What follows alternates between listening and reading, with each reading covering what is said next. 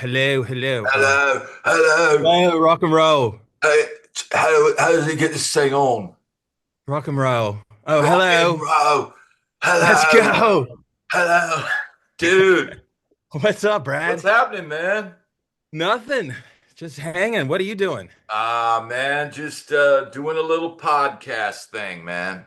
That's cool. Yeah, yeah. I like those basses, man. Look at that. That's very impressive. What's back there? I can't even see what's back there, You but got a cool. Rickenbacker, you got a Ew. Music Man, you got a P bass, you got some Dan Electro stuff, man. Cool stuff. All the good shit, man. Yeah, man. So we'll go ahead and get into this. This is Lance Morrison. He is the bass player for the Dirty Knobs with Mike Campbell, Correct? but he's got a long career of playing with Rod Stewart, Alanis Morissette, Don Henley. I think you did Rick Springfield for a while. You did Yep. Donna Summer for a little while. And Yep. I'm sure I'm leaving out about a few hundred other things that you've worked on. But even going back before that, we were roommates in Hollywood. And before that, JMU, baby. Yes. Go. So people know because I've got a good following of people that watch my channel and they kind of know like what I did and all that stuff and so I met you guys at James Madison University, you and Keith Howland. Yep. You guys had a great band called Chuck Taylor and the All Stars. And man, you guys sounded like $1 million. I mean, you guys were playing like everything from giving it up, for your love to hot for teacher. Like you guys were like you're very professional. I mean, you had Chris Salomone on drums, who's a Yep. great sound guy, but also had great drum sounds, great player.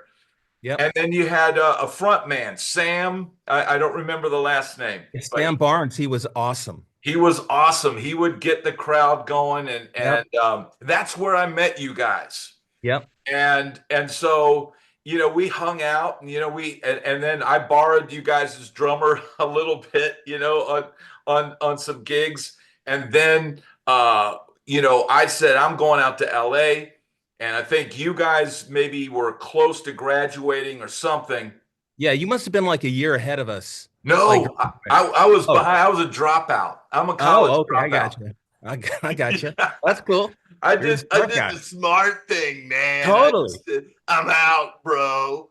Yeah, I Yeah. know exactly. So so yeah, so you guys is like we're coming out to Hollywood, find an apartment. So I find that Lanewood Yeah, Pines apartment, which was yeah, like kind of next to Hollywood High, and then yeah. the main street was I think Highland or something like that.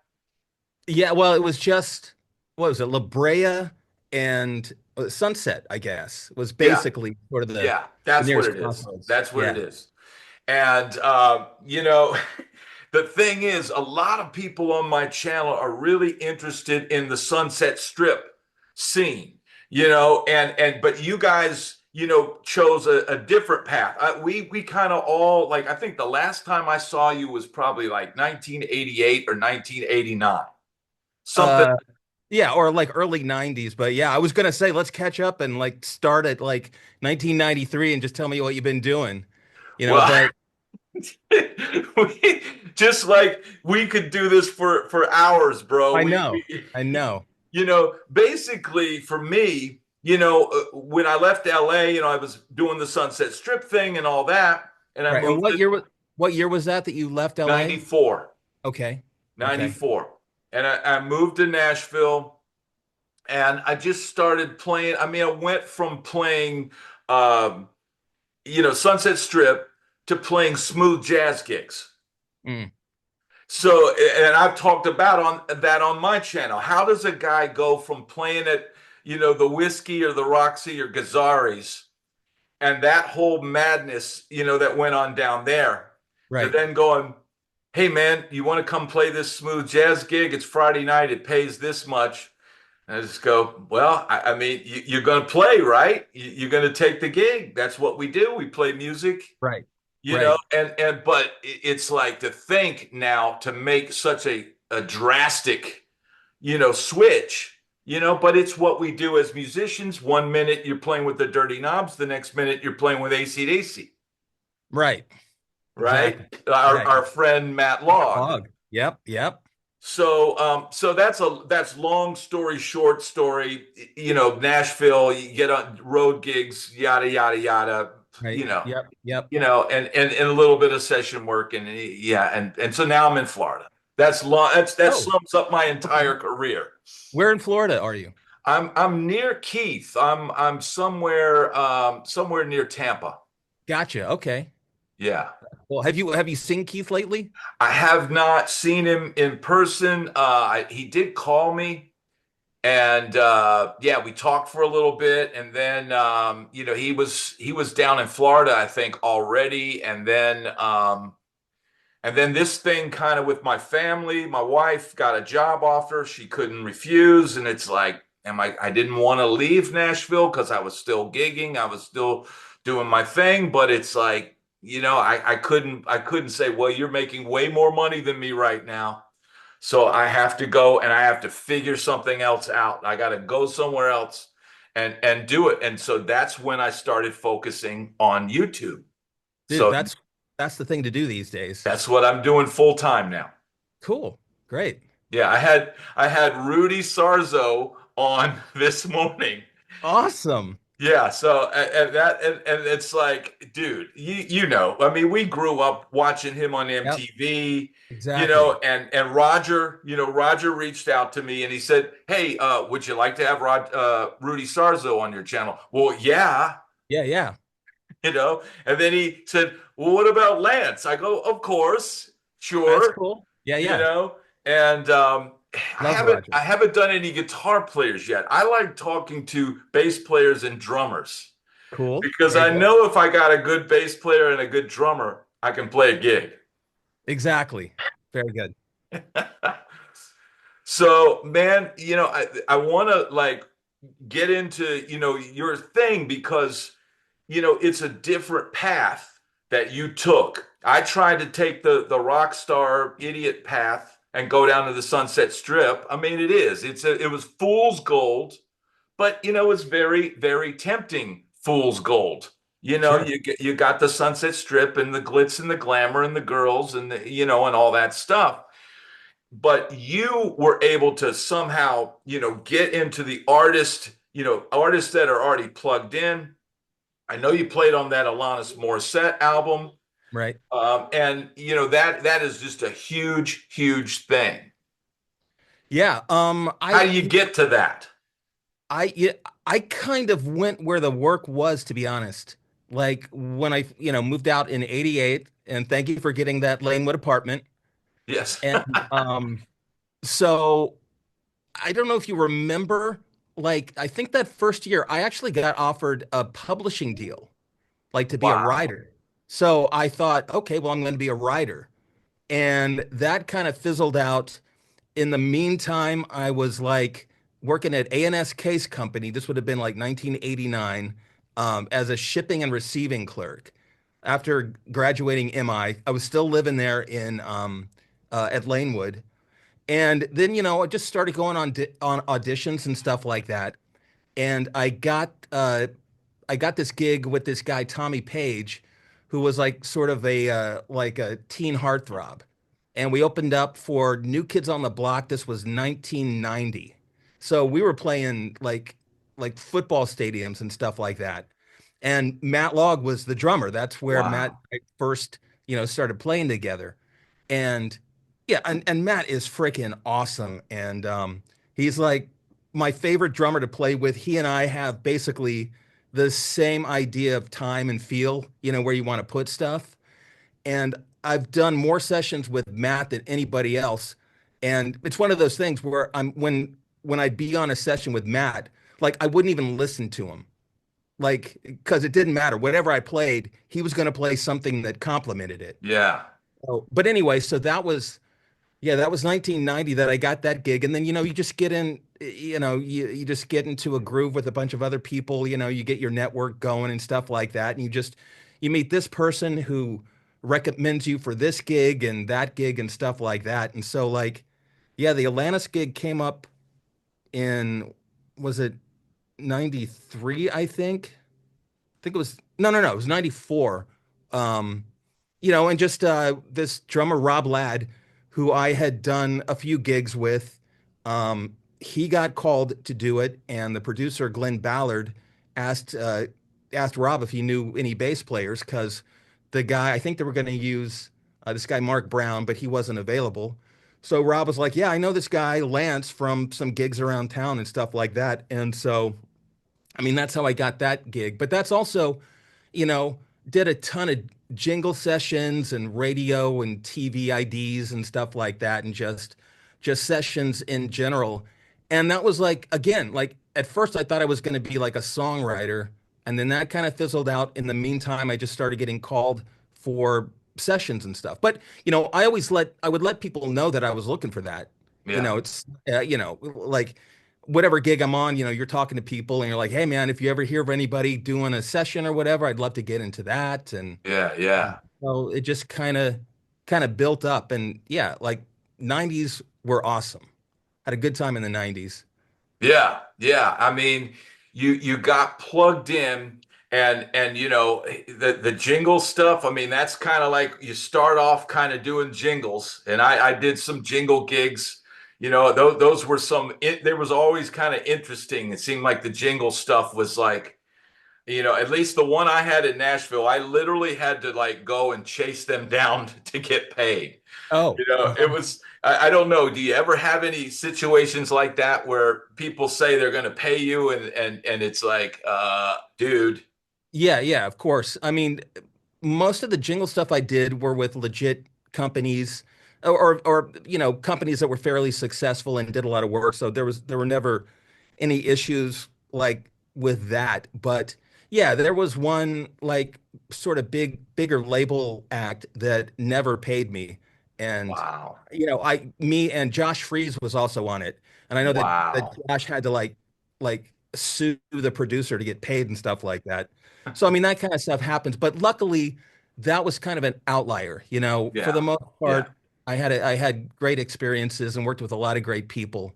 And yeah, and so for every Alanis record that I did or a Rod Stewart record, there's like 20 like demos for some artist who's just trying to put together a package or plus, I mean, how how it is, like especially in the mid 90s, it's like you're in like four or five different, groups that are trying to get signed.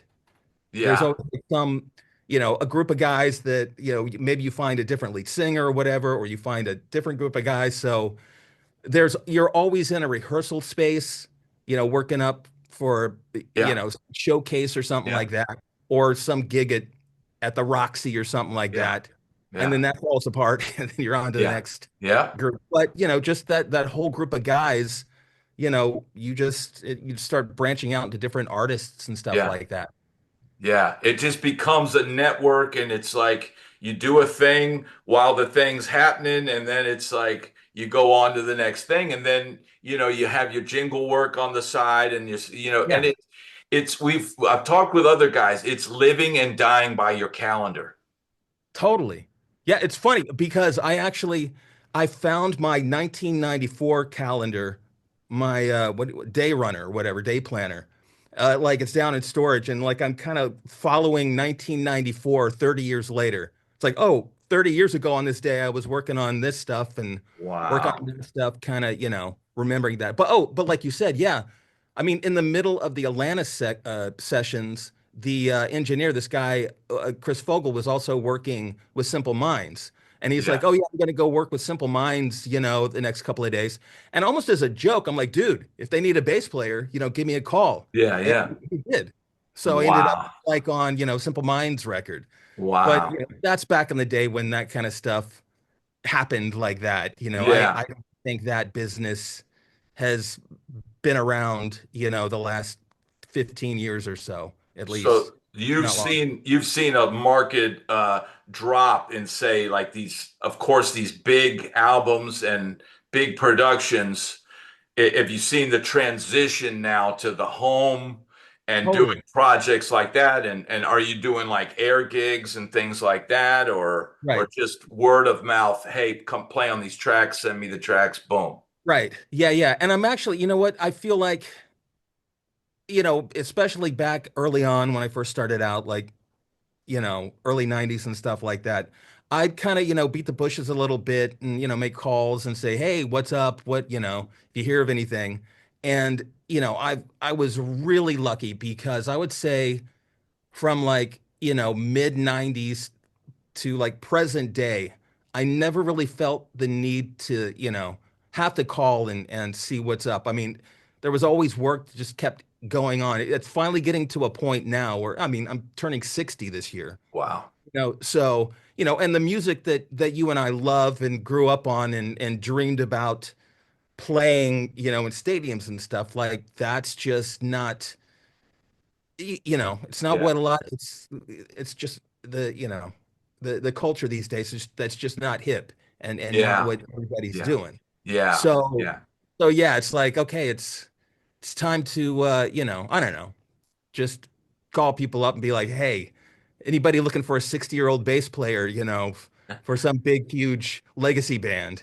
You know. Well, there's there's some of those gigs floating around. Didn't REO just have a bass player fall out, right? Oh, that's right. Yeah. You know But Matt Bissonette, who's yeah. playing with them now? Oh wow. That's what he was doing. Yeah, yeah, Matt. Ah. I saw them in well with the Knobs are doing a gig at Milwaukee's, what is it, Summerfest or whatever that's called. Okay. Yeah, yeah. And like the night before we were on like a smaller stage, like REO was on the main stage and went to go see it and they sounded great. It was pretty Wow. cool. And the keyboard player with them now was the keyboard player with Rick Springfield when I played with Rick back Yeah. in 98 and 99. So yeah, I mean like, I know so many people in so many bands, you Yeah. know, it's actually kind of amazing. I'm sure it's the same with you. Like, you listen to whatever classic rock station and whatever song comes on, it's like, oh, I know the guy that's playing with him now, or I know the guy that used to play with him, or oh, you know what, I played on a Yeah. record of yours or something Yeah. like that. Yeah. I was just doing that to my wife the other day. I said, "Oh, I know this guy, I know that guy." And but it is an interesting thing. You're saying we are seeing our music and our aging ourselves out a little bit. Totally. Absolutely. I've been on gigs. Like one of my last gigs in Nashville is a 20-year-old artist, right? And they bring in the vets, because their band sucked, Right. but I'm there and I'm like, I'm the same age as her mom, Yeah. like it's just like, and you just feel that like I could be this girl's dad, but I know I'm helping the music. I know I'm like, it's a lot better than what she had, but you can't feel like you're young and it's going to be like a long-term thing. You're probably just a placeholder until they can find somebody that, Yeah, right. That is age appropriate and all that kind of yeah, stuff and the vibe and yeah, I mean I kid you not. I don't know why I felt this, but I remember specifically it would have been probably 2008. And I was doing like some shows with ABC and it was for like kind of like an 80s rewind festival or whatever. And we were also the backing band for Belinda Carlisle, which was fun. But I remember like, as you do before, a gig like that, I'm like learning the stuff and getting prepared and up until that time, I don't know about you, but like anytime I'd play with whatever artist, like whether it was like Rick Springfield or whoever, when I was going out and doing shows, I'm learning the songs and I'm like, gosh, this is awesome. yeah, Instead of I used to listen to these songs on the radio and now I'm gonna be, playing them live. This is just great. And for whatever reason, when I was getting ready for that tour back, and this was again 2008, I was like, I kind of realized that like I'm like, I'm kind of excited about this, but I don't think like 12-year-old me would be excited about it. hmm, Like at that point, I felt like all right, because they're, it's like a legacy act and everything like that. Yeah, yeah, And I see what you're saying.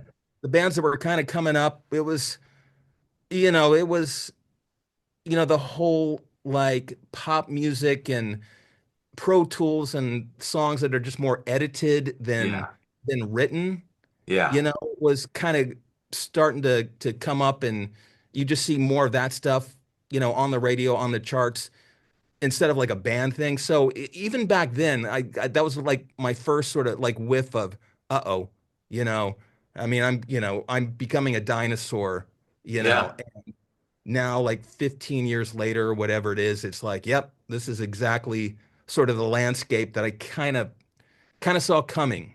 yeah. For me, the perspective was playing with country acts and not being a fan of country at all. Dude, But especially country now, it's like country now, I don't know, because I'm not paying a whole lot of attention, but like for the longest time, I've always thought of like Nashville country, sorry, as like sort of like 80s rock in a it way. was. But that's why I would get the call though. Oh, yeah, So right. so I was there and I'm just doing my thing, playing it whatever gig I could scrounge up. And then all of a sudden the music changed and they need rock guitar players. Right. And I just happened to used to be a rock guitar That's player. great. Yeah, yeah. And so, but it's like I'm learning this stuff and going, it's a gig, but it's like it's not exactly. But here's the thing: you get on the gig, and then you're playing an arena, and it's like, screw it, Yeah, yeah, totally. screw it, dude. This Right. Go ahead and live the dream, and get it out of your system. I was out there, I was like 47 years old doing like 230, I was gone 230 days. I did like 175 shows plus radio, plus, it was a band that was like really pushing to get to that top and opening up for Keith Urban and all Right. that stuff. And I'm the old guy, but I'm Right. like the old rocker dude that's like, come on, kids, rock, you That's know, funny. and it was a lot of fun, man. But it's a different in LA. You would get those and those artist gigs playing with the Rick Springfield and all that kind of that rock music that's there, and that's a cool thing to get to play those songs. Really. Yeah, exactly. So the Dirty Knobs, Yep. that's what you're doing now. I noticed you guys are playing in like a couple days, right? Well, we're kind of done for the year. We finished Oh, up a run with Lucinda Williams, kind of a double bill, which was cool. Although yeah. I got ill like the last week of it, which was kind of a drag, and I just kind of had to isolate from everybody, and I was driving myself. I was like doing like van gig, you know, Wow. but it was just me because I didn't want to get anybody else sick, Yeah, you yeah. know. But no, it's fun. I've actually been doing that for like 20 years now, I guess. Wow. Yeah, like Wow. back in 2004, I think, Mike was looking for a new rhythm section because the original rhythm section for the Knobs was Ron Blair and Steve Ferroni. And Okay. they were both in the Heartbreakers at the time. And Tom was kind of like, hey, Mike, you These are know, my guys. yeah, yeah, exactly. Find your own rhythm section. Yeah. So so Matt knew Chinner, who was Mike's guitar tech, and knew that he was looking for a rhythm section. So we went in as a rhythm section and got the gig. And Wow.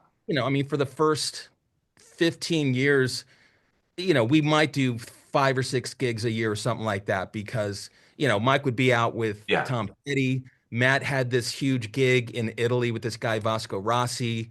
Henley was still doing a lot of solo stuff. So Yeah. I'd be out with Henley or filling in with somebody else or whatever. So it was just one of those things. Dude, it actually felt like your high school band when you practice in your mom's basement or whatever. Yeah. Yeah, because it was that informal. We Yeah. Yeah. together, Mike would throw out some songs and stuff like that, and we just kind of jam and then do a couple of gigs or whatever. And then sadly, when Tom passed in 2017, at that point, Mike was like, okay, well, I'm going to kind of carry on and kind of make the knob sort of my, my focus now. So since then it's Yeah. been, we've released 3 albums and, done a bunch of shows and stuff like that. And yeah, it's And been you crazy. guys kind of pay tribute to Tom, I feel like, with what you guys do. Obviously, you've got your own music, but I've heard Mike sing some of the Tom Petty songs. And I'm like, man, he sounds an awful lot like Yeah. Tom. I Well, mean, yeah, it's really yeah, good. totally. I mean, they grew up in the same area and kind of had the same influences and everything, and the same twang in their voice and all that Yeah. kind of stuff. And Mike doesn't want it to be like a tribute thing where we're doing like a whole lot of Yeah. Heartbreaker songs, but we will do like in the course of 2.5 hours, we'll do 3 or 4 at Yeah. least, That's good. And oh, dude, and those are the songs that, you People know, go. people, yeah, well, first of all, they know them. Second of all, they're Yeah. fucking amazing songs, Yeah. Yeah. and so yeah, so those are always fun to play. My favorite Tom Petty album, and it's just maybe it's because it's the first one I bought, and it just for me that was kind of the definitive one. Was the one with he's got the Rickenbacker and it's the red album Yeah, cover. yeah. It's Damn got the torpedoes. Refugee, yeah, Damn Yep. the Torpedoes. Yep. Dude, I mean that's a perfect album, Totally. right? That's like Rumors or Hotel California. Yeah, It's that it's that that good. level. Like, exactly. There's not a wrong note. There's not a wrong sound. Even the Yep. little in between thing with it's just the normal noises in here. Right. Remember that part that's on there, Well, right? dude, so the funny thing about that is, a lot of those songs actually started off as demos. Mike had whatever like little 4 track, he was using at the time. Yeah, And he was, he'd record stuff in his house, and that's his wife, because there's like they were washing clothes or something like that. And so she's just like, that's the normal noises in here. And it's funny because when we do the song, that song now live, usually she's out on tour with us because wow, Mike wants to be out with his family. So she'll come out and just be like, it's just the normal noises in here, and then we launch into wow. the song. So, That just stuck in my head. I don't know. I so never funny. really could follow Tom after that because it was like Asia. They just put out Asia, and it's like I Right. really almost can't even get into anything else after that because I'm still staring at this perfect creation that Right. it's almost like I couldn't leave. I mean, I want to stay in this damn the torpedoes room that they Dude, put. it's like Rush, like, like after moving pictures, it's kind of like, where you guys going? Yeah, where are you going? Top of the No, synth. I want to go Yeah, back in this room. exactly. I have this whole, it's so funny. I have this theory that because I've talked, you talk to other people, and especially, younger guys and stuff like that you see, and it's like, what's your favorite Rush album? And they'd be like, oh, Slings and Arrows or whatever, something, and I'd Yeah. be like, what? Or Vapor Trails, man. I'd be like, what are you I'm like, wait a minute. How old were you when that album came out? So I was 12. So it's like whatever Yeah. Rush album came out when you were 12, like that's your Yeah. favorite Rush Yeah. album. Yeah. Just like the Van Hagar guys are Right. younger than us. Yes, So exactly. they didn't get the whole Diamond Yep. Dave, Yep. routine and how great that was. Dude, So the they're best. all they're all in on Van Hagar, and I'm just like, dude, I can't even listen to it now. Dude, that's so funny. Yeah. Yeah. Man, the first 5 Van Halen albums are just unbelievable. Dude, and I'm finding out so much more stuff about Ed that I didn't realize that just blows me away each time. Like Eruption was just off the cuff. Yeah. Like it wasn't like it's like, hey, let's try this. It's like they were rehearsing No, for a show it's just that night. Yeah, it just hey, hit record. yeah. Dude, how do you play that off the top of your head in the studio? He was on that level, man. He And was he on never that level. never used a tuner, Yeah. just tuned by Tuned it ear, by ear.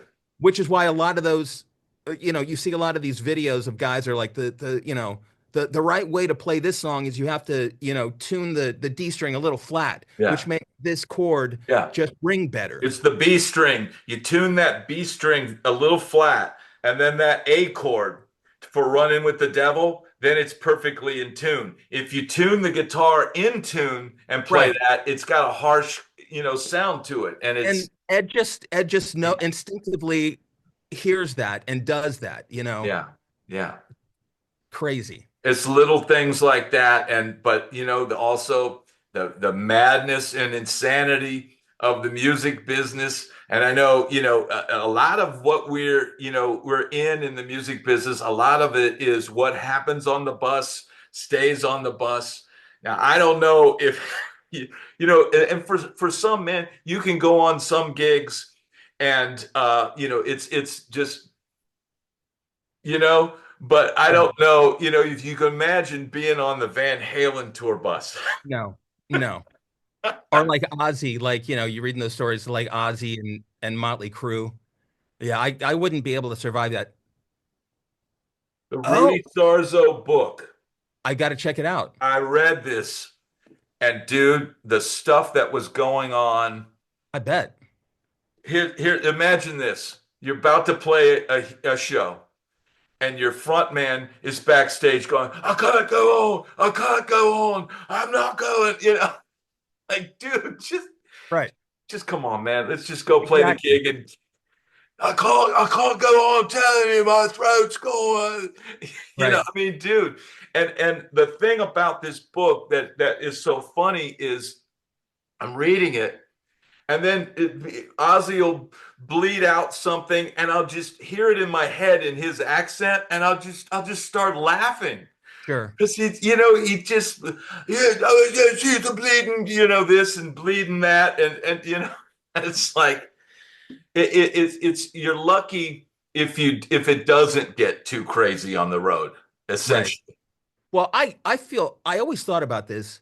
I always felt a little thankful that by the time we got out there, I mean, there was, still drugs and shit, but I don't think it was anything like it was like mid 80s, early 80s and 70s when it was just fucking crazy, and so yeah, luckily that whole scene, the crazy, crazy scene, I think, had passed by the time we were out Yeah, there.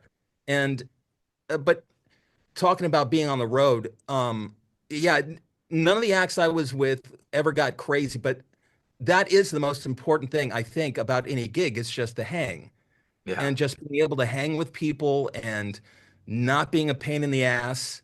And yeah, and that's what I like most in a way is the hang with all the guys, you yeah, know, yeah, between, I mean, the gigs are always going to be fun, but yeah, it's like, let's make the 3 hours before we hit the stage fun at least somehow, yeah, yeah, yeah. The 20 hours I've got to sit here and wait on this bus. Right. Let's try and enjoy this time. Yeah. But dude, you can get thrown into situations, and I've been in situations where there's 14 people on the bus, and you've got an ex-military guy that's the tour manager, Right. and maybe he likes his Jaeger bombs. Maybe he likes a lot of Jaeger bombs. And maybe there's times where he's parading around in his underwear, as you're driving down the highway. It's still, I think, as far as Nashville goes, I think some of those guys wish they were 80s rockers. Mm. And so, there is a lot of drinking still in that Sure. scene, Oh in yeah, yeah, that yeah. in that world. But yeah, but I do think like, like I think, I would hear stories about like Rick back in the day, when he was out there, like when Jesse's Girl was number one, when Tim Pierce was playing drums and Jack White was on drums and stuff like that. And yeah, you hear crazy stories. And yeah, probably when you get a gig with Rick as he's turning 50, or you get the gig with Don as he's having his third child, Yeah, like they're kind of, they've done their craziness. yeah. And I mean, that's fine with me. I don't need to like be going nuts or anything like that. I mean, I You can have know, fun without going it home. would be fun for one weekend though. Like, Well, trust me, don't. It's not like I don't like. The next day I wake up and I'm like, oh, they got away from me last night, but that was fun with the guys. But yeah, it's whatever, hanging out, having a few too many drinks, and just laughing your yeah. ass off.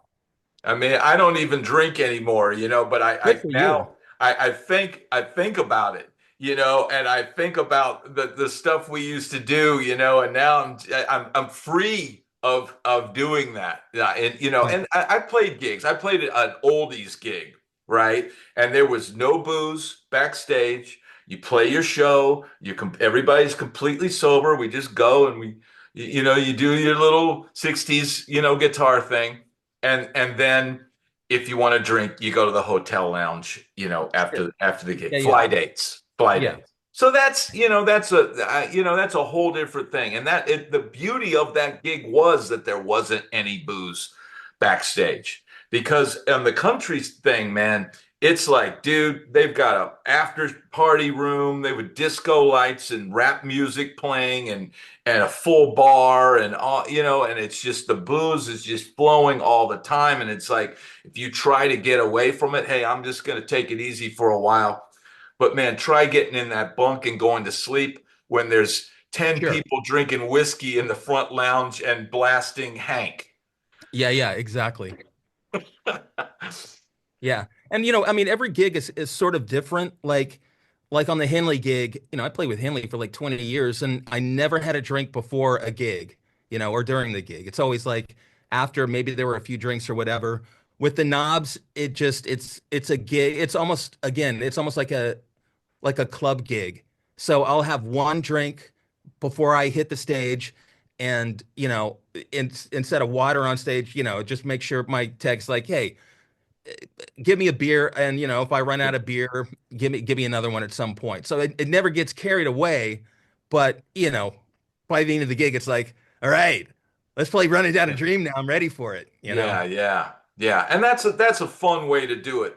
For me, it got to the point where we had the talkback mic, and I'd be like, I'd go out there with a glass of whiskey like that, Uh-huh. and I'd have two beers Yeah. on my amp rack, and then about two, three songs in, it'd be me on the talkback.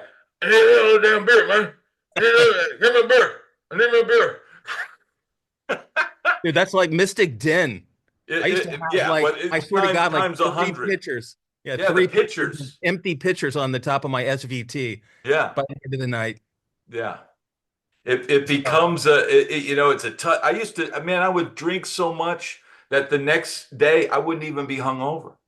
I'd just be in this constant state of just, oh, uh-huh.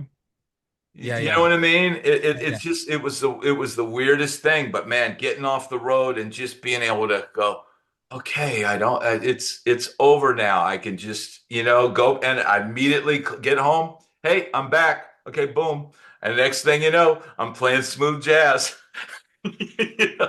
Which is nice. It's nice to go, and change it up like that. Sure. Sure. And you can do that. You can like kick ass on a smooth jazz gig. I mean, I kind of stick to the pop and the rock thing. I like early on, I was trying to be that guy that's like, you got to play everything. And it's like, okay, let me practice my salsa now or my jazz or my whatever. And then at some point, it's actually, do you know Bruce Watson? That sounds familiar. He's uh he's actually been the guitar player for Foreigner now for like Oh, wow. forever, almost like for 10 years or something like that. Wow. But he and I were in a ton of bands back in the 90s and doing sessions and stuff like that. Killer guitar player. Um, but I remember he was the first guy who he said something like, he's like, yeah, like I know everybody says you should play like jazz and this and just be well rounded. He goes, but the only music I really like listening to is rock. Yeah. And and he said he always figured that like if he only if he could only play rock, he would only get called for gigs that he liked. And I was Yeah. like, God, that makes so much sense. Yeah. Like why am I trying to I mean, there are plenty of musicians, that like Greg Bissonette who could play Yeah. any He can style. play anything. But I get the real sense that he loves all of it. You know what I mean? It's Yeah, not like yeah, he's it's not like when he's playing rock, he's like, oh, I got to dumb it down. It's like, no, he loves the Beatles and he yeah, loves rock and stuff like that. And for me, it's just I never listened to jazz, when I was younger, and I just never, I don't have the ear for it. yeah, So at some point, I was just kind of like, what am I doing? Why am I trying to chase this? yeah. I would never be great on a jazz gig. I could fake it or whatever, That's but that's what I'm doing. I'm doing it because I never really learned Charlie Parker solos or anything like that. I You mean, know, back in the day when we were going to MI, you were killing on that stuff. well, I would just figure out ways to play over it. Like kind of like, just picking an E flat major seven chord, and going, here's okay, here it is on the neck, and here's the scale that attaches to it, and didn't just making up shit. Because Right. here's the thing, man. A lot of the gigs that I played when I was off the road is no set list. Hey, we got a gig Saturday. It's a corporate gig. It pays, 500 a man. Go down to this place. What are we gonna play? We're gonna play some shit. Okay. And you go down there and they literally you go, okay, and they'll just call off the tune right then. And man, and I don't remember like memorize a lot of jazz songs. So lately what I found was iReel, which is it's an app, and I'd have a little iPad there, and they'd say, girl from Ipanema. Like, oh shit. I should know this. And yeah, but I would go and I've played it, but it's like remembering all those things because you're not, dude, I'm not thinking about Girl from Ipanema when I'm recording tracks at my house. I'm not Yeah, thinking yeah. about that. Right, I right. get on the gig and all of a sudden, boom, and it's like, and that's when okay, I can play this scale over this chord, I can do this thing. And so when they go guitar, I can play over it enough to fool them. So nobody, and do the screwed thing about Nashville, and I did a whole video about this. If you make one clam, there's a lot of musicians who will just, like make a big, dude, I'm serious. They will make But a big deal about it, which is, to me, is a very unprofessional thing everybody because clams. because everybody clams, and you don't know, hey man, I might have had just did a 12 hours in some session, or I might have my wife might have kept me up all night, or who knows what's going on, and sometimes we make mistakes, but that the pressure of knowing that, dude, if I hit one clam, if I miss one key change on this guitar solo, it's going to become a big thing. So I have to make sure that everything I play works over these changes, and not try to do too much, because then I run the risk of screwing up. Dude, you know what? I swear to God, and I know I don't want to speak for other people, but that was, especially coming out of college, that was my mindset was I cannot make a mistake because that's what professional musicians do. And you listen to, on every record that I have, there's no mistakes. Yeah. A couple of bands, whatever, that are a little loose. Okay, so they can do that. But I thought the role of a musician, especially a professional musician, was to not make a mistake. Yeah. So I got so hyper critical of myself and would focus so much that, yeah, I mean, I would get sick to my stomach if I made like one mistake in like an entire Henley show. Yeah. And I mean, I did get to the point where I think I was just so deathly afraid of making a mistake that I could focus and go through like a Henley gig and literally put every note where I want to put it because I've been Yeah. shedding and it's like I got to Yeah. make sure I've got this and okay, make sure that that corner is smooth and not as whatever. Yeah. And So that's a gig where an extreme, like everything is exactly where it has to yes, be. There is exactly. no, hey, let's try a different version of Desperado No, tonight.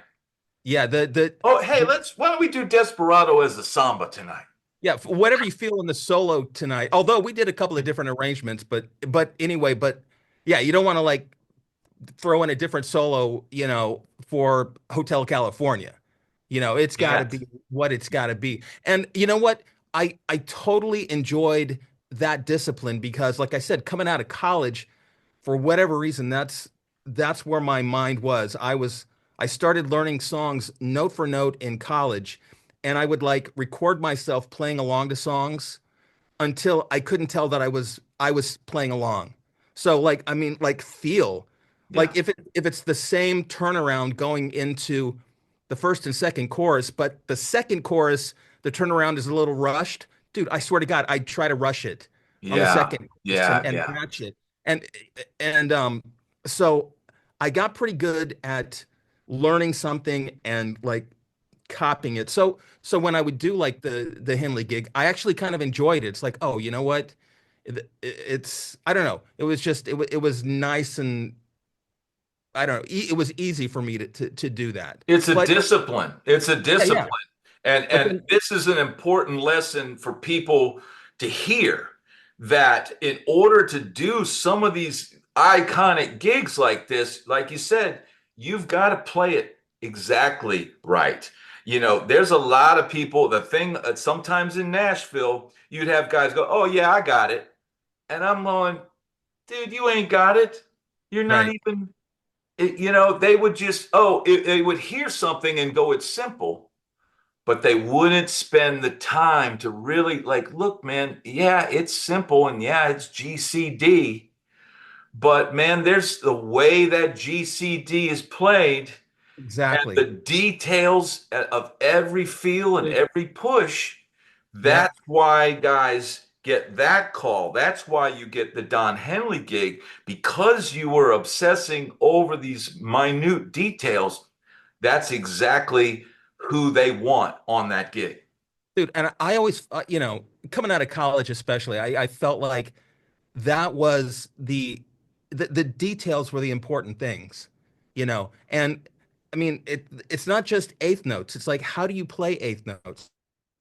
Like I don't know if you know John Pierce, the bass player, who he was playing with Huey Lewis, for a long time, but was a big session player. And dude, was going back to the Belinda Carlisle thing. She's got this song called "Leave a Light On," the best eighth notes ever. Wow. Just and I can't explain it to someone who doesn't quite understand it, I guess, but there's not every eighth note is the same, Yeah. you know. Yeah. And it's the Yeah. attitude, it's also the feel, and are you like legato on your eighth notes, or are you like really, like but really, nice and tight with them, and just yeah, I could write a whole book on just eighth notes and all of just the little details and stuff Yeah. like that. And I love that. And I swear the last 20 years at least, if not 25 or 30, the only thing I shed is like feel and time. Yeah. Yeah. And actually, there's a difference between feel and time, and it took me a while to figure that out because, like in college, I was like, okay, everything has to, and this is before computers and stuff, obviously, but I still thought that everything needed to be like right on the grid Yeah. before Yeah. there was a grid. But it's like, Metronome. yeah, I practiced with the metronome, and I would record myself playing with the metronome, Yeah, I remember that. and you can ask my college roommates. I would smash metronomes because I'd record myself and be like, Yeah. oh, I'm off. Ah. And you set I would set the metronome as slow as I could, which I think was like 40 Wow. BPM or something like that, Yeah. and then practice whatever. And those mechanical metronomes were probably not the most precise anyway. Yeah. But the Yeah. point being, like I thought that was feel was just putting everything there. And then I remember specifically the song. I was living in Lanewood. My bed there in the In living the room. living room. You and Keith had your bedroom and my bed out in the living room. So Well, we could always come out and say hi to you whenever we were. well, it's not like any of us were like early risers. Well, actually, you had a couple of day gigs and stuff Yeah. like that you have to get to, but whatever. Usually we're sleeping until noon or something. Yeah. Oh yeah, yeah. But I remember sitting, I was learning Tear the Roof Off the Sucker. And I'm like, at some point, it's like I've got all the notes and I'm playing all the notes, but I was like, but I'm not playing it Yeah. because it's about the fucking feel of this shit. Yeah. And I was like, okay, you got some work to do here, sir. Yeah. You know, Yeah. you need if you want to play this type of music or this song or that, it's like, yeah, you don't just learn the parts, you learn the feel, Yeah. you know? Yeah. That was for me playing. I played a lot of R&B gigs. I Sure. played a lot of that stuff because I had the feel of that funk. I could play in a funk band, and I knew Good. the guitar would sometimes be like on top. Like the chicken picking stuff would kind of be like real, like I'm on caffeine and I'm kind of, riding like a Rick James type thing. Those Mhm. rhythm guitar parts are real, like that. And then some of that stuff, it's like the guitar's hitting chords kind of slightly behind, and it's really once when you're playing in a band like that, when it's locked in and it's feeling really good, and you see the crowd, everybody's dancing, and this like we've got whatever it is, we found the formula tonight for that kind of gig. Yep. The formula would change every night because we're playing songs, but it's different guys. It's different guys every weekend. It'd be one weekend, oh, we got this guy. Next weekend, we've got this guy. Then we got a different horn section. We got a different front guy this week. It's just pickup bands. But it's like whatever guys you're thrown in with, you've got to try to find a groove, find something that works and gets that crowd to move. And that's all feel. That's not, there's Right. no metronome or there's no click, there's nobody with in ears or any of Right. that. But when it's starting to feel good and you get where you're grooving and you're starting to dance when you're playing because it's feeling so good, and Mhm. that's just what that thing is. Yep. Yeah, it took, like I said, it took me a while to realize, oh wait, feel is different from time. Yeah, and so then, you would, dude, that's one thing with like Pino, which, oh, by the way, let me go back. Speaking of you playing funk, dude, back at JMU when you would bust out those Prince songs and stuff at the Mystic Den, Keith and I were always like, jeez, it was so great Thank you. and Thank you. just awesome. So, Thank you. but oh, so yeah, but dude, like one of Pino Palladino's superpowers is that guy will lock in with whatever, whether it's Yeah. drum machine, Yeah. like on those the Paul stuff, Yeah. or Yeah. um there's Tear your a playhouse down. yeah, yeah, exactly. Or like oh there's this artist Alita Adams that kind of jazzy pop that Roland Orzabal, the guy from Tears for Fears, produced. Anyway, whoever the drummer is on that, he sounds like kind of a fusion guy, but he's definitely on top of the beat, and Yeah. Pete is right there with them, like right Wow. there with them. And then there's a Paul Rogers tribute to Muddy Waters album. I don't know if you're familiar with I have not heard that. that. Jason Bonham plays drums on, Uh, and he is painfully behind the beat. wow. And Pino is right there with him. Wow.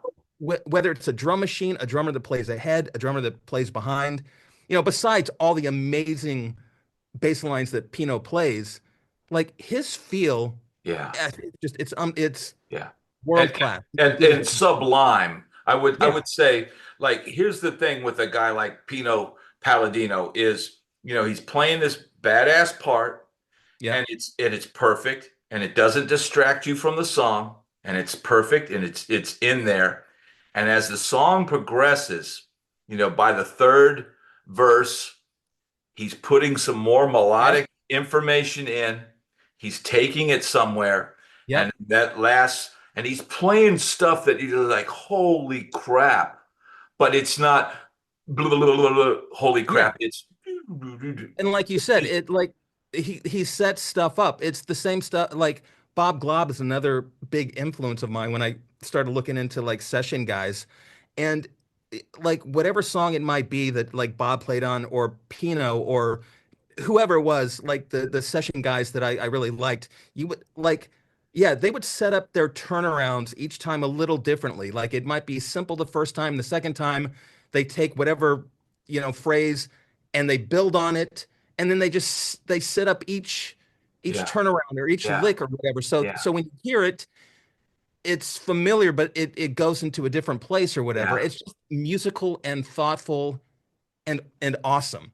And Yeah. again, like the little details that, when I felt like I needed to understand, and that's why I would like learn stuff note for note and be like, okay, what's going on here? Oh wow, check out the way he does it. This going into the first verse, he does it that way, second verse this way, blah blah blah. So I mean, that was what I tried to do anytime I was doing sessions was to build a little part or whatever. But Yeah. Build a part. but yeah, I always preferred being prepared, and like if there were demos or a chart or something beforehand, I'd like to go in and sort of learn it. I've actually found tapes of me from like the mid 90s, like doing five different versions of like an Alanis song or something like that. Wow. And I'm like, and each time I'm like, it's like I'm working on a different crazy lick or whatever. And sometimes it gets a little too overboard, you know. And I never worked out a part so that it was like, okay, it's a part where I have to play these notes. But I kind of would leave. It's like, okay, the first verse going into the first chorus, I'm going to do something like this, and then I'm going to develop it into something like this later. I tried to leave it open when tape was going Yeah. to Yeah. actually play it so that it wouldn't sound so stiff. Yeah. It sound a little, like it was kind of in the moment and everything like that. But yeah, The thing with Nashville sessions is they just want to go boom, boom, boom, boom, boom. We're going to do 4 songs in 3 hours, and this is a master session. We're going to do yeah, 4 songs, and it's like I had a bass player tell me, he said, "Man, I didn't get called back because I basically talked too much."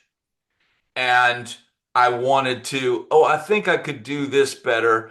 And basically the guy called and says, "Well, they say you talk too much." And what they wanted him to do was just play, not make a mistake, right, and just be quiet. yep, Because the time is like sure. that. That's And dude. I swear to God, in the '90s, especially before hard disk recording, when you're going to tape, it's like I don't want to make the engineer have to punch me in. yeah, So I am not gonna make a mistake. yeah, You know, yeah, I'm gonna play it perfectly from every time. yeah. You know, Do you ever get red light fever? no, and I don't know if I ever did. Maybe I did, and I had this specific weird red light fever of the first downbeat of a song. It's like this has got to be tight. This has got Yeah, to be tight. yeah, We're to the point where like you get a little too tense about it. yeah, But if you I don't know, I think we're good enough that if you just play and you're focused and you don't worry about it and you let it happen, you're gonna be fine. yeah, Yeah, I never got I actually I get more nervous live for some reason than I do in the studio. I think a part of it is also like in the studio, even though I don't want to make a mistake, I know if I do make a mistake, you can. yeah, you can punch it in, especially now with Yeah, Pro Tools, yeah. and hard disk. I, Yeah, I we can remember, do 100 takes now at home. well, that was actually in a way like late '90s or whatever when it really started kind of coming into its own or early whatever it was. But I remember then I sort of allowed myself to go for stuff more during a take, stuff that I didn't know was going to happen because I was like, because the thing that really is cool are those moments that there's no way you can play it again. Even if you learn the notes and the lick, and there's no way you can make those that it speak the way that it Yeah, speaks and the yeah, way that it speaks with all the other instruments at that time and stuff like that. So once, you know, hard disk recording became a thing, I was like, you know what? I'm just gonna go for it more. And if I totally cheese a chorus, I'll just be like, hey man, let's do another chorus or whatever. Yeah. Yeah. Well, man, we could go on doing this for hours. So we may have to do this again down the road. I've got a Totally. 4-year-old daughter. Congrats, by the way. That's awesome. Thank you. I love that. Thank you. And she's at the door going, Okay, at you got to one get to point her.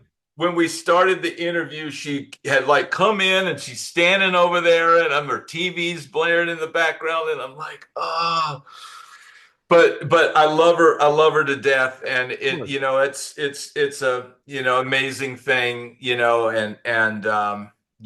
but man, this is such great information that, on this channel, we're giving people the inside of what it's like, to play on these records. And man, we didn't even really get to talk about, Glenn Ballard and the Alanis Morissette and coming up with these parts. So, like I said, we may have to do this again Dude, down the anytime. line. Yeah, And I encourage everybody to if you've got social media out there, shoot me an email. I'll put it in the description. If you want to blow that up a little bit, we'll do that. And I encourage everybody, go listen to the Dirty Knobs albums. They're absolutely incredible, and go see them on the road when they're back on the road. But I have to ask one question: what please. was it like playing with Stan Lynch?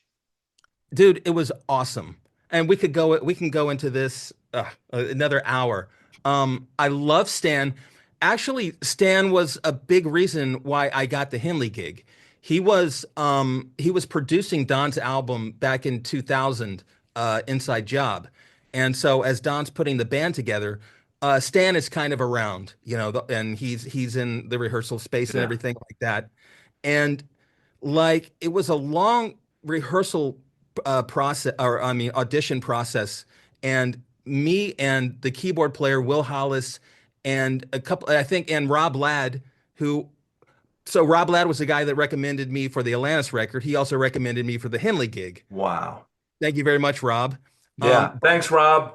exactly, we kept getting callbacks, but there'd be like another guitar player. So there were like 5 or 6 callbacks before we actually got the gig. So Wow. anyway, on like the fourth or fifth callback, it's I know these guys, and Stan is a hilarious guy, Yeah. and it got to the point where I was just trying to make Stan laugh, Yeah, yeah. make the guys laugh and stuff like that. And okay, so going back to James Madison, I don't know if you remember, I used to like drop my pants when we'd play like old time rock and roll. Yeah, yeah, yeah. You look So like Tom Cruise. well, that's what we were doing, and it, Yeah. it wasn't my thing. I stole it from this guy Scott Kazi, who was a bass player for the Sparkplugs. Anyway, so during one of these songs at a Henley, audition on the fifth callback or whatever, like Stan is there on the couch watching us, and I just kind of loosen my belt and my zipper, and during the song, my pants are just falling down kind of the whole time. And Stan is, laughing his ass off and stuff like that. And Don's like, what's going on back there? But so I always say that, like, that's why I got the Henley gigs, because I dropped my pants during like audition. But so I knew Stan for a long time. But I never got to play with him Wow. until he filled in for Matt back in 2022, I think. And dude, I mean, he's an iconic rock drummer. Yeah, yeah, So it's just an honor and a thrill to play with Stan. And he plays so differently than Matt Log does, and Steve Ferroni, who's now been yeah. playing Doing the drums gig. with us. And yeah, and it's just awesome. And then again, the hang was unbelievable. The guy Yeah, is so funny and so smart, and he's just, I mean, I asked him one day, I'm like, dude, do you have like a million little one-liners that you use all the time, or are you coming up with this shit like off the top of your head? He's like, I don't know, man, I'm just coming up with it. I'm like, dang, that's yeah, cool. yeah. Yeah, no, he's awesome, and he's kind of in the area. He's a little north of you, I think. Oh, really? He's in Yeah, Florida.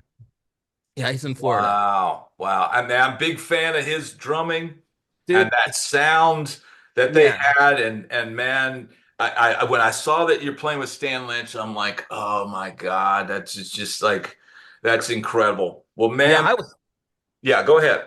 I was gonna say it was such a pleasure and honor to get to play with him finally after like 20 years of knowing him, to finally do a bunch of gigs with him. It was awesome. Yeah, that's playing with a legend, man. Playing Yep. with a legend. Well, man, I just want to thank you so much for coming Thank you, on. Brad. This was incredible. The time, dude, it flew by. It flew by. The time flew by. It's a great information. Everybody go see the Dirty Knobs, listen to the bass player, Yeah, please.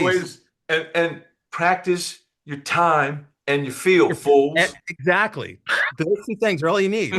Time and feel, bro. Right. Time and Watch your feel. time. Watch your time. Time. Man, thank you so much, brother. You Thank have you, a Brad. great night. You too. All right. See you, bro. Take care.